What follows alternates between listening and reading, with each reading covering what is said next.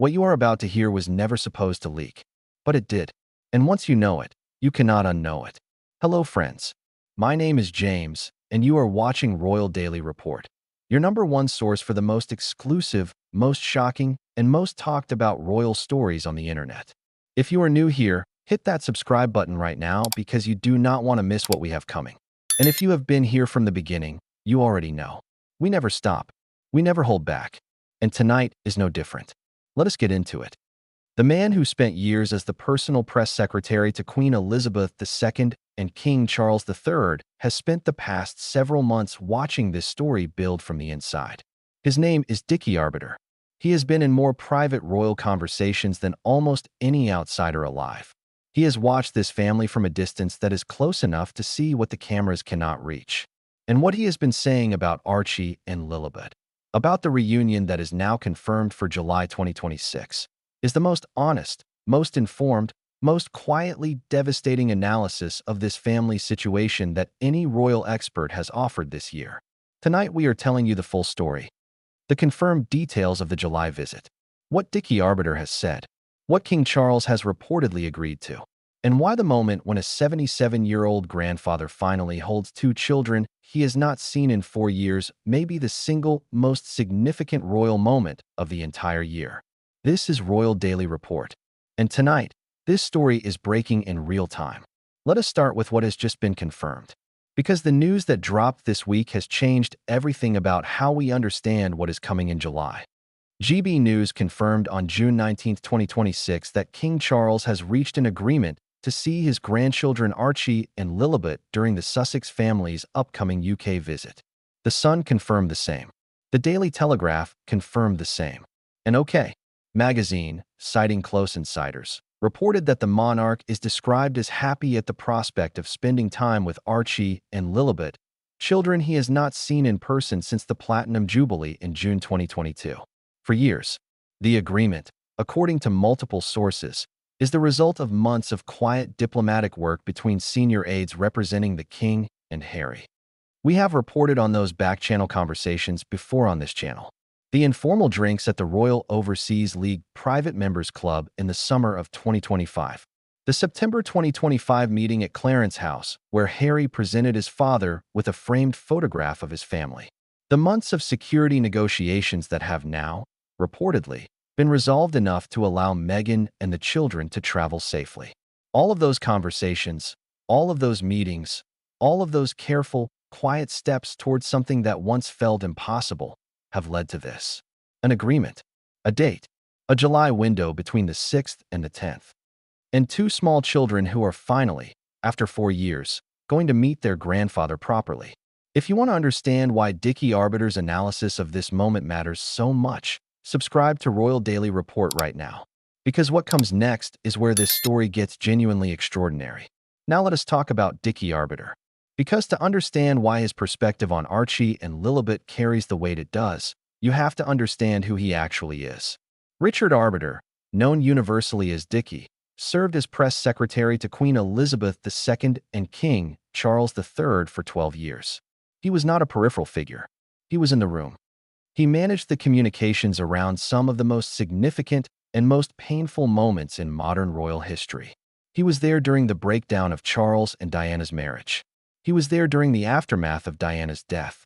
He has watched this family navigate crisis after crisis from one of the closest possible vantage points. And since leaving royal service, he has become one of the most respected and most trusted royal commentators working in British media today. Most recently, in a special UK edition of Kinsey Schofield's Unfiltered podcast, Dickie Arbiter joined royal author Hugo Vickers to discuss the biggest questions facing the monarchy right now. And the question he returned to most consistently, the one that he described as the most significant unresolved issue in the entire royal family, was not Charles's health. It was not the Harry and William rift. It was Archie and Lilibet. He said, with the quiet authority of someone who has seen this family at its most private, that the situation of those 2 children, growing up disconnected from half their heritage, unknown to their grandfather, absent from every significant royal moment of the past 4 years, was something that could not continue indefinitely. And he said that the whispers he was hearing suggested that King Charles was quietly, but actively working to make sure it did not. Like this video right now, if Dickie Arbiter's inside perspective is giving you something you cannot find anywhere else. And subscribe to Royal Daily Report, because what comes next is the detail that nobody else is talking about. Here is something that royal editor Kate Mancy observed about King Charles that captures the painful reality of this situation more precisely than anything else.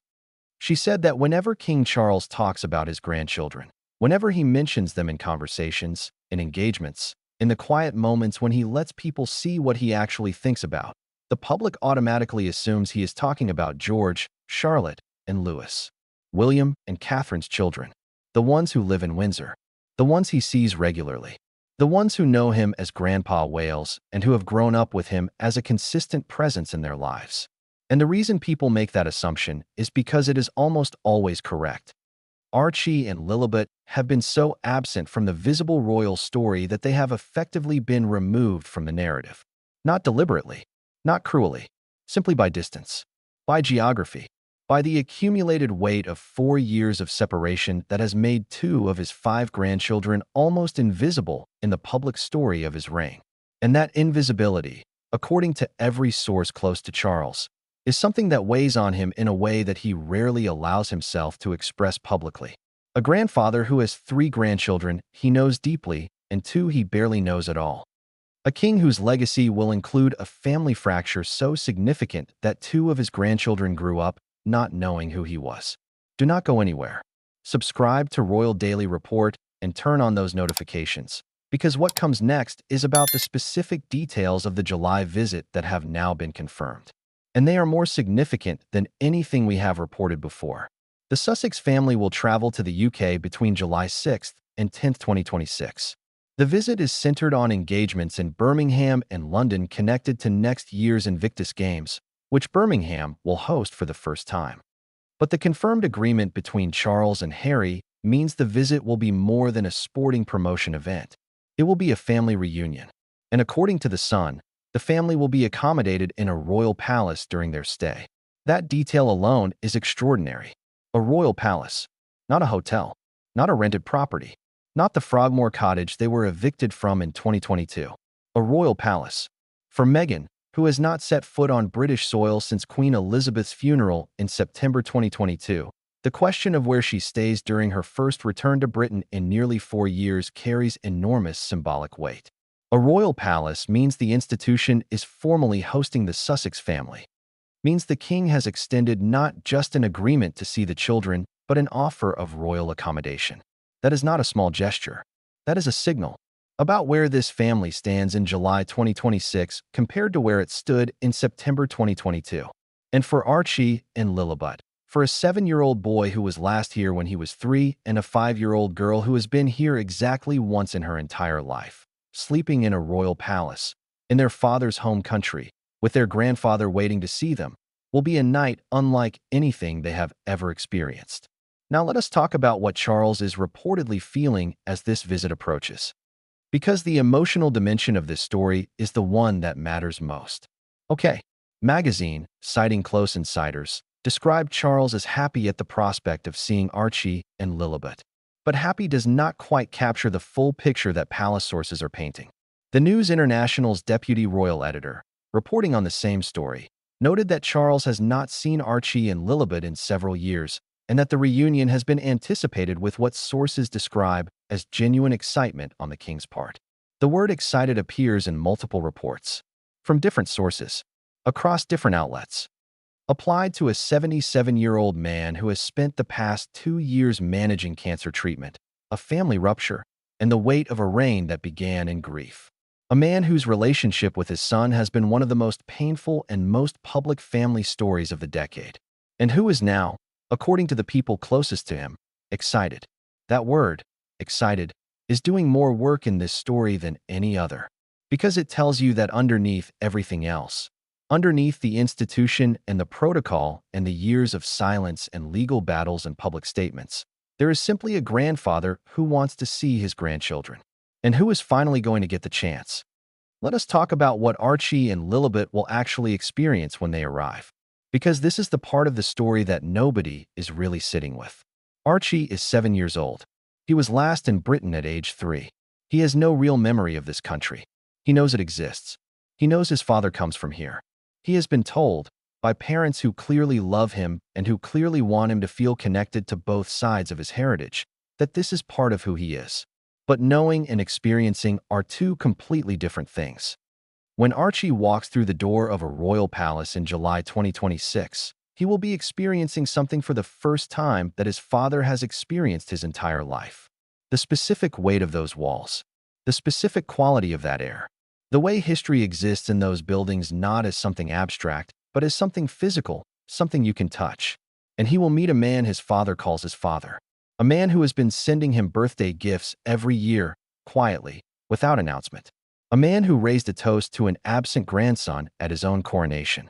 A man who has been waiting, in ways large and small, for this exact moment. And Lilibet, 5 years old, carrying her great-grandmother's nickname and her grandmother's name, will meet her grandfather for the first time that she will actually remember. The only other time was when she was 1 year old. She has no memory of it. This July, she will finally have one. Here is what Dickie Arbiter, with all his years of royal experience, understands about this moment that most commentators miss. He understands that reunions inside this family are never simple, that every warm gesture carries the weight of everything that happened before it, that a grandfather welcoming his grandchildren into a royal palace in July 2026 cannot fully separate that welcome from the years of distance that preceded it, from the security battles, from the memoir, from the Oprah interview, from all the things that were said and written and published that cannot be unsaid or unwritten or unpublished.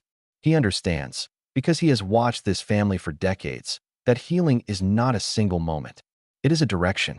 And what July 2026 represents, if everything that has been confirmed actually comes to pass, is a direction, not a resolution, not a fairy tale ending, but two small children, finally, in the same room as their grandfather. Finally building the memories that 4 years of distance denied them. Finally having something real, something present, something theirs, that connects them to the family they were born into. That is not nothing. That is everything. This is Royal Daily Report, and we will be here to tell you every detail of what happens next. That is all for tonight, friends. I am James, and this has been Royal Daily Report. If this story hit different for you, hit that like button right now. Subscribe if you have not already, and turn on those notifications because we drop new stories every single week. Share this video with one friend who loves royal news. I will see you in the next one. Until then, stay informed, stay curious, and stay royal.